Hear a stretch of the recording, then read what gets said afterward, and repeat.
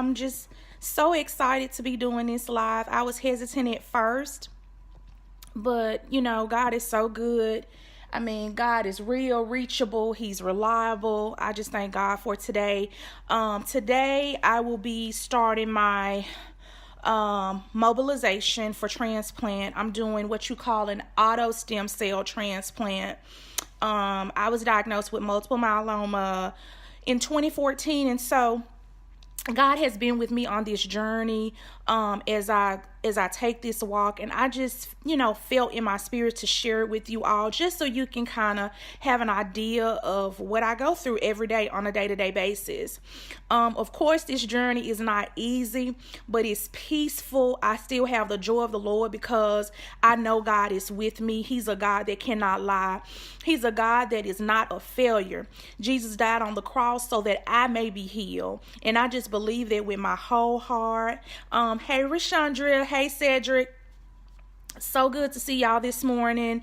I love you. Thank you for your love and your support as I travel this journey. So today is day one, guys. Day one of my auto mobilization for transplant. I will go through mobilization 7 days straight with no rest time in between. It's going to be hard. It's going to be challenging, but I know God is with me. I know you guys are praying for me. I appreciate you all for praying and thinking of me as I travel down this journey. There will be glory after this. This glory right now. But so today, look what today looks like for me for day one mobilization. I will go into the clinic. I will be at Baptist Hospital Cancer Center off Walnut Grove. My appointment today is at 9 o'clock.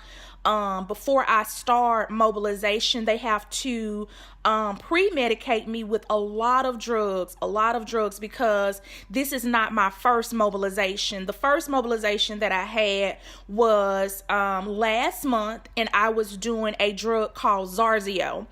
And when you're going through a auto stem cell transplant, you're using your own healthy stem cells after you've went through a series of chemotherapies. And so I've completed all of my series of chemotherapy. So now I'm at transplant stage. So I went through my initial pre-mobilization. I went through the first mobilization in August, and I had a reaction to the medication Zarzio. I went into anaphylactic shock. I started losing oxygen to my brain. It was not a pretty scene, family. It was not a pretty scene, but God, hallelujah, I'm still here today. I'm still here to share this information with you, and to God be all the glory. So we're going to try this a second time. So this will be my second transplant mobilization with a new medication called Leucmine, and Leucmine has not been used in 10 years. 10 years they have not used it because of the new medication Zarzio. Hey, Melissa. Hey, boo. And so, I'm sorry, guys. And so we're going to do a new medication, and my doctors are in agreement. They're in agreement with God. They told me that God said this is the medicine. This is the one that will work. So today God will prevail. I believe that with my whole heart. So going into the clinic, of course, I'll do my vital signs. I'll do my blood work. I have a line in my arm that they put in my arm for me to receive my medications. And then I would transfer from having a line in my arm to having a vas cath that is going to be located in my neck, to because I need 9 million stem cells, guys. I need 9 million. And when you think about it, you say 9 million stem cells. I mean, yeah, 9 million stem cells, but it's really only 2 big nice bags of stem cells. But it's a lot that they're requesting that I will need, because after pre-mobilization, then I will go through 1 big large dose of chemotherapy. And what they're doing is trying to wear my immune system completely down. And then they used the healthy stem cells to revive me from being wiped out completely in my immune system. And so, hey, Ben, love you.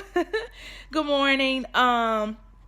And so it's just a lot, guys. It's a lot, but I promise you, I'm not sad. Like, I'm not depressed about this thing. I have my days. I have good days and bad days, but I promise you, God is with me. I can feel the presence of prayers. I can feel your support.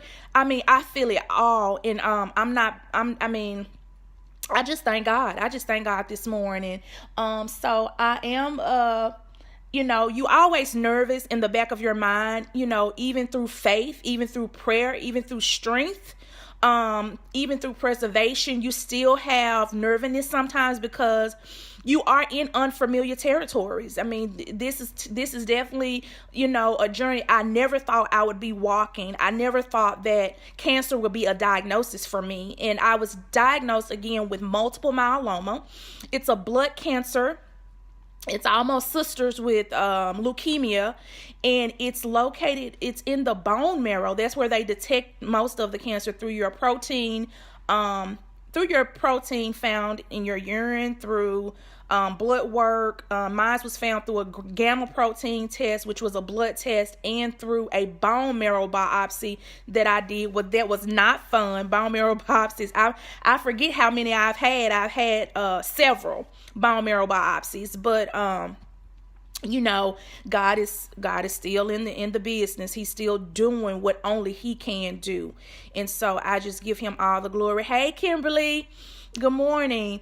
And so today is gonna be a long day for me. I start at 9:00. I'm just looking at my schedule. So I start today at 9:00. So I've already took one pre-medication, which is called dexamethasone, and this particular pill is protecting me from to help me stay in what you call they call partial remission. It's you're in remission basically, but you need a drug to help keep you in remission. It's like a buffer between you and transplant almost. And so I'm just going through. I'm taking buffer medications until I get to the high dose of methylone, which is a chemotherapy drug that I'll be taking September the 30th. So I got 7 straight days of mobilization, and then after mobilization I have 7 days of rest. That means they're gonna leave me alone, let me rest and recoup from mobilization, and then once I have the 7 days free of mobilization, then I go back to the transplant clinic, to have a PICC line placement.